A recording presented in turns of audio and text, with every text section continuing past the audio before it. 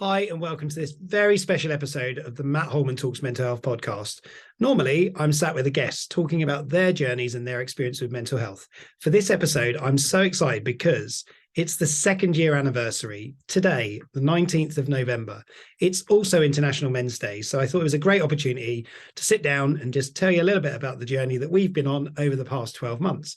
Now, there haven't been as many podcast episodes recorded and released this year than we did in the first year. In the first year, I recorded and released 113 episodes. It was just an incredible experience to sit down and hear so many people talking about their incredible journeys and stories with mental health. This year, in the past 12 months, I've only actually managed to sit down and record 34 episodes. As much as I feel, not that it's a failing that I haven't managed to record as many, but as much as I feel there's not as many as I would have liked, I do feel really proud of the fact that we've had so many conversations and we've covered so many topics in the last 12 months. In particular, we've covered off some pretty interesting and insightful conversations that are going on around us in society today. What I love about the podcast is having the opportunity to really get to know more about human beings. For anybody that does listen to the podcast on a regular basis, you'll know that the stories are very different, albeit there's a similar theme that runs throughout. We talk openly about the challenges that people experience, but most importantly for me, the journey of their recovery or their process of becoming better aware of the situations, the challenges that they faced. So I want to continue that. So the first thing I want to say is the podcast is not finishing at 2 years. The podcast is going to grow. I'm so happy that I have a list of people who are willing to share their journeys and their stories. As much as I just want to sit down and do those recordings all the time, we will just continue to share those stories as and when we have time permitting and availability to be able to record. So it's a bit of a logistical fun thing for me, of course. It's finding the time in my schedule, but I'm not going to give myself excuses. I'm not going to make excuses that say I can't do these recordings because, you know what, I really do enjoy sitting down and just having these conversations. It's important because right now, so many people are struggling. The topics we're covering actually really touch on things that many people are going through today. We've touched on neurodiversity, we've touched on anxiety, and in the past 12 months, just to give you sight of what we've covered, please go back and take a look at those episodes and all the episodes that are out there, the 147 episodes that we'll have out there at the point that this is being sent out or shared on the 19th of November.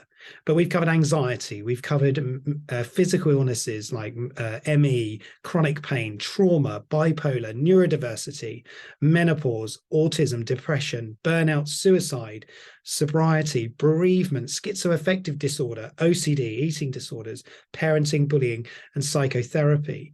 We've looked at things from different perspectives, and it's so important when we're having these conversations that we enable ourselves to learn about how other people have experienced those journeys in life.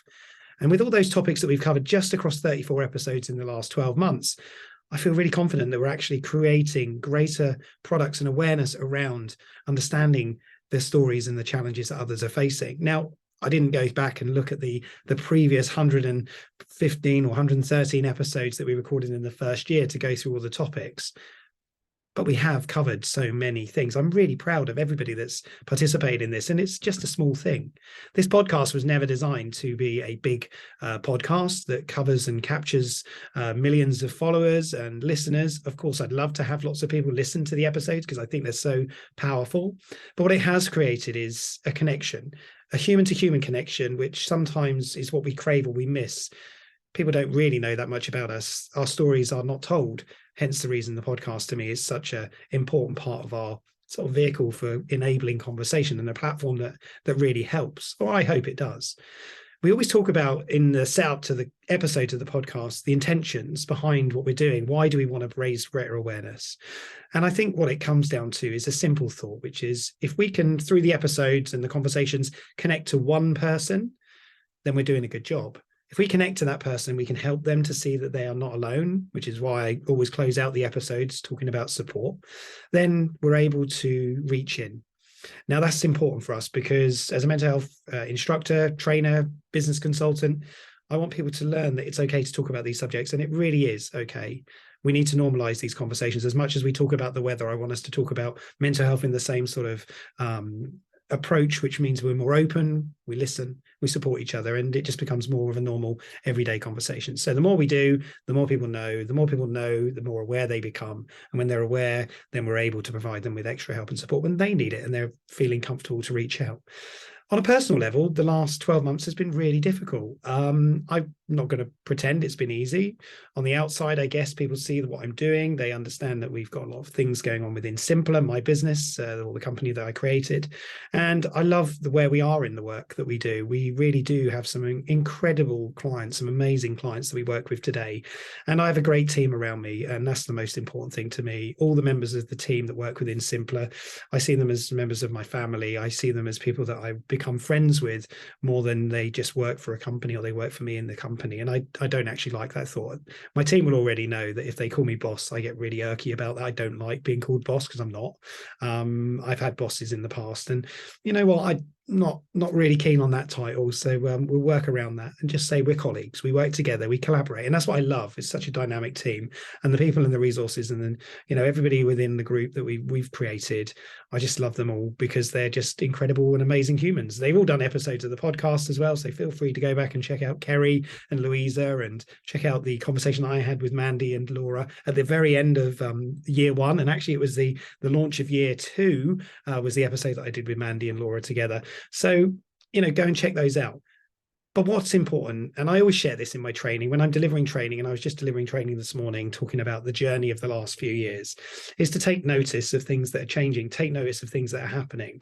And I guess for me, being honest and transparent, as I always try to be, and I try to capture that and put that out there in social space as well. For anybody that follows me, you'll know what I mean when I talk about sort of the reality of what's going on in my world. But it has been a really hard journey. And in particular, the hardest parts have been the private stuff, the stuff that we tend not to talk about too much, sort of in workspaces, I guess, at times. But my role is to talk about this stuff. And with my daughters, it has been a really challenging year. And I'm not going to pretend it hasn't. Our eldest daughter has been in hospital for the whole period of that year that I'm talking about. She's been in hospital now since April of 2021. We're now coming up, just as we roll into this recording, to around about, I think we're about 19 and a half, maybe even 20 months into her being in hospital. She moved earlier this year. It's been a really difficult transition in many ways. There's been positives, so I don't want it all to sound bad, but there's been a lot of challenges, and there continues to be challenges, even up to today. As I'm recording this, there's still challenges that are happening, and we sort of deal with that on a day-to-day basis. Our youngest daughter does also struggle with challenges with her mental health. I will share more about that as we evolve, and sort of there's the I guess the days progress and the months progress. But it's important to recognize that around about the age of 14, 15, my daughter's 15, that it is a really challenging time for young people today. So let's not pretend that it's all okay and we should just hope that they're going to be all right, because actually a lot of them are struggling. And I see that around sort of my daughter and her community of friends, and the wider community as well. So let's all be really honest. Let's understand that actually, as the younger people are starting to struggle more, or they're asking for help, or they're looking or seeking for support, as parents or as people who are sort of seen as their elders and the people they look up to, we also need to be educating ourselves on what we can do. So positively, reflecting on the fact that, of course, my daughters are struggling, and I don't like the thought that they do. I'm not saying that anybody should like those thoughts. I'm thinking we should accept them, acknowledge them, understand them, learn from them, listen to them. But what I'm really trying to hope, for the future for everybody, is that we can find ways to sort of turn into positives more. I feel like we're being consumed, and this is one of my general fears right now around society. We're being consumed by negative things. Of course, I can't take away the pain of the things that are happening out there, turning on the news, listening to the current crises that are going on. And there are multiple crises at the same time now. We're not just in a singular line crisis. We've got multiple things piling on top of each other, which is really difficult, and I appreciate that. So we need to talk more. That's simple. It's what it's all about. It's the sign that's always been behind me. It's been ever present since I've been doing these conversations. It's been ever present since the beginning of COVID. We do need to talk more about mental health. We need to be really consciously aware of things changing. It's getting harder. It's not getting easier. And I think that's something that we all need to understand and appreciate and acknowledge. We are all struggling at times. Now, I know some people are very resilient and they have no issues, no challenges with their mental health, but honestly, there is a lot of challenges out there. We just need to open our eyes and tune into that. Now, as we start to make people aware of mental illness, in particular, things like depression or anxiety disorders, what we need to really make sure we're doing is understanding that it's positive to know that people are struggling. Now, that sounds a bit perverse, but the reality is, if we don't know they're struggling and they're hiding and pretending everything's fine, and things then start to go wrong, it's very, very difficult to access support and the resources that you might need. So the more that we can encourage people to be open, to talk a little bit more about how they're really feeling and when things are changing, and even educate or raise awareness that things are changing for the individual, then the better the opportunities are for the future. That's what this is about. It's about preparing ourselves for the future so that we're aware when things are changing. Because if we're waiting for people just to get to crisis, we're going to find some real struggles coming very quickly. Because when we're at crisis, we need help, we're reaching out or reaching in for support, it's not always available. The sad reality right now, and this is a reality that we need to face, is that service and support is very difficult to access. I'm not saying it's impossible, but it's very difficult to access it proactively and then before we really get to a point where we're struggling severely. So let's be mindful. The way to combat this is to bring back sort of the awareness first, to make sure people really understand the importance of taking care of our own mental health. So when I talk about my journey of the last 12 months, talking to people, and I talk to thousands of people, I feel so privileged and humbled by the fact that I get to hear and to talk and to share my thoughts with thousands of people, whether that's in training, in workshops, at conferences, standing up and just being an honest, genuine human, which I hope is what I am and people see.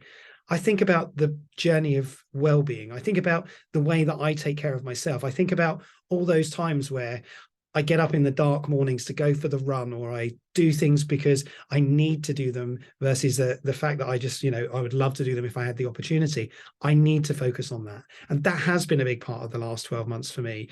Awareness of things changing, noticing when I'm feeling a little bit overwhelmed and not being fearful of the fact that I can tell this wonderful team that I've created within Simpila that I'm struggling a bit today. I post about it, they see it, they check in, and I love that. And that's what this has got to be. It's got to be about this inclusive environment where we enable people or give people the tools to be able to say, I'm struggling, or this thing's happening, or I feel overwhelmed or concerned or anxious, and this is what I'm going to do about it. And this is what I really need to help to support more people with. And that's what we're craving and we're trying to do. It's part of our mission, and it won't change because, ultimately, people will continue to struggle. And it's taking that personal ownership for me in the last 12 months that has changed significantly. I've gone back into a gym, which I wasn't doing previously. I've slowed down a little bit on my running because I think I become too consumed by I have to run so many times every week. Now I'm not overly worried about if I don't run as much. So that's a good thing. My golf is going on when and even when I can play, albeit my golf hasn't improved, but no big problems, because actually it's just being outside with friends that I tend to enjoy that part of the golf process more. But it's taking notice. That's the key. Making sure I'm aware of when things are changing, making adjustments when I need to, talking to my wife, my friends, my family, whoever it is that I need to talk to in that moment to help me through it. But also, and it's something that's quite interesting that's come out in some of the conversations around stress management. And there's a sign that I've just shared yesterday on LinkedIn, which says, my alone time is for everybody's safety. And I do believe that that's an important part. Alone time sometimes helps us to declutter some of those stresses, to just take a moment to be. Obviously, the rise of mindfulness means that we can just be in that moment and be settled and at peace. And that's adaptations that I've made this year as well, being in the moment, being on the day. My life revolves around each day, not about planning so far out for the future, albeit I do have plans. But my day is now. This is it. This is what I have. This is what I work with. Some days are good. Some days are not so good. Some days are absolutely horrendous. But you know what? I have to deal with that, and I have to work with that and try to get through that is something I really have been practicing a lot more over the last 12 months. So I'm not going to spend too much time just talking about all these things in this session. And I wanted to just bring to life sort of the reality of the last 12 months. It's been incredible. It really has. I absolutely love the journey we've been on, on the podcast. I love the guests that have come on. And as I always say, I love the fact that people can tell their story, but I don't love the fact that they've been through these experiences, albeit it's now becoming more apparent that guests are happy of the experience often because they now see the world slightly differently and they want to help and do more. So please keep tuning in. I just want to really say thank you to everybody that listens. I never set out with an ambition that we'd have listeners who would really get involved or really want to participate and volunteer. And it's fascinating. I love it. I genuinely do. And I just want to say a huge thank you to everybody that listens in whatever format, to however many. There's a lot out there. I don't expect anybody to have all the checks in all the boxes for every single episode. I would love to know if anybody has listened to every single episode. I'm thankful I obviously have listened to them all. But it is, yeah, something that I just absolutely adore. I really want to keep going. So again, encouraging everybody out there, if you are listening, if you think, you know what, I'd love to tell my story, just get in touch. We'll work it into the schedule at some point. Can't say when it will be, but you know what, within the next 12 months, I'm hopeful that 34 episodes this year could turn into, I don't know, who knows what the ambition could look like next year. Maybe even bringing back something that I did in the first year, which gave me the opportunity to sit down and record a lot of episodes in one go. So it might even be exploring some ideas around that. If anybody's got any thoughts on what we can do with the podcast, please just let me know. I just want it to grow organically. I don't invest in marketing to it. I don't invest in outsourcing it to other parties to deliver and to develop, because you know what? This is just about me talking with other people and just keeping it real, keeping it as simple as we can. There's nothing fancy about the podcast in the sense of the marketing or the glitz or glamour around it. It just isn't about that. It's about keeping it raw, keeping it in this structure. I'm not going to change that, but it is important that we continue doing it because these stories really do help. I'm so proud of everybody that's been through their journeys and willing to share those. And yeah, it just makes my heart sing a little bit. You know, my passion is mental health, and listening to people tell their stories, sharing their stories openly, and being sometimes vulnerable or brave, whichever words you'd like to use around that. But I think it is something that is so powerful, really is. And the power is the stuff that we don't see. And I know people are watching these episodes or listening to them. And, you know, well, what can I say? The final piece to this today is just to say it is International Men's Day today. And of course, there's days for everything nowadays. There's awareness for everything. And I just want to step and say, for all the men out there, whoever listens, I don't know who the listeners are, but I hope there are some male listeners to these podcasts. And then, if nothing else, for those who are there with partners who are male or with friends who are males and so on, it's just a reminder of the importance for us as men to continue to talk about mental health, or start talking about it if we're struggling to do so. I still have an observation around all the training that I deliver. There is a very high percentage of female attendance to those trainings. I want to send this to all the men out there. Encourage yourself to learn more about mental health, because, you know, there's some statistics that aren't very pretty around things that are challenges to male mental health, of course. So let's be mindful. Let's be aware of those elements.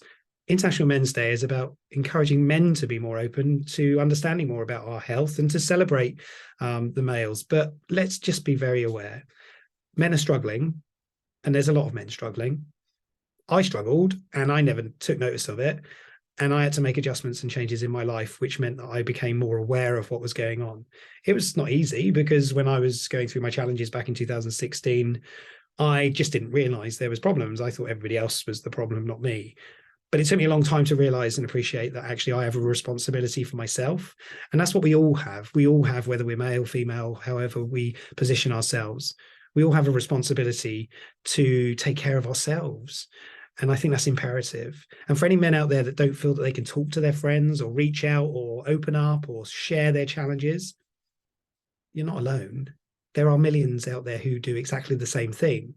You feel alone because you don't understand what's going on. And sometimes you feel scared that if I talk about it, it's going to become real. And if I talk about it, others will do something to harm me or ridicule me, or say that I'm, you know, just making excuses or whatever it might be. But there is hope. There always is. I lost my job. I lost it very suddenly. I didn't see it coming. It created my own challenges around mental health. But you know what? I had two choices at that point. I could stop, give up, or I could get up and try again, or go again, or do something else. And that's what I did. So I am genuinely committed to this cause. I really want to support and help as many people as possible. It's simpler. All that we're doing in our objective is to help, support, and raise awareness to as many people as we can. So let's do that. Let's make that happen. That's what this is all about for the next 12 months. We're going to increase the volume. We're going to reach to more people. We're going to help support more people wherever and however we can. The company ambition is simple. Keep supporting people. And if we grow because of that, fantastic. That's what if that's what the plan looks like, then that's what's going to happen. But the most important thing is we can share simple things that help people when there's a lot of challenges out there. So I just want to say a huge thank you to everybody. Thank you for listening to this episode. It's not really an episode. It's just me talking about all the things that we've been going through in the last 12 months. There's much more depth to that. If you want to, feel free to connect to me on LinkedIn, follow us on social media. But genuinely just want to send out a heartfelt thank you to everybody that's listened, to everybody that will listen, and to all those people out there who are struggling. Know that you are not alone. there are people out there who care. There are people out there who will listen. And if you feel like you're struggling right now, reach out. Reach out to service support that's there, that can help you, just to listen to what you might be going through. And as I always close out, Samaritans is a great organization. I'm proud I'm a Samaritan. I've been a Samaritan for almost 8 years. And I still do it because I want to try to help where I can, just to listen to people. Samaritans provides a safe space for you to talk when you're struggling with anything in your life. Please know there's always somebody at the end of a telephone line who is there to listen. The telephone number for Samaritans is 116 123. If you're uncomfortable calling somebody and talking to somebody on the phone, you can text to shout 85258. So make sure you're reaching out. I'm reaching out to everybody. I want everybody to know it's okay. It's okay not to be okay, but it's not okay to not take action to change that. So let's change that. So thank you so much again. I appreciate everything. That's it. That's the time up for this episode of the mental health, the Matt Holman Talks Mental Health podcast. Almost forgot the name of it then. That's a bit embarrassing. And I just want to wish you all very well. And I hope you look forward to and share and support the following episodes as we share them over the coming months. Thank you so much. Look after yourself.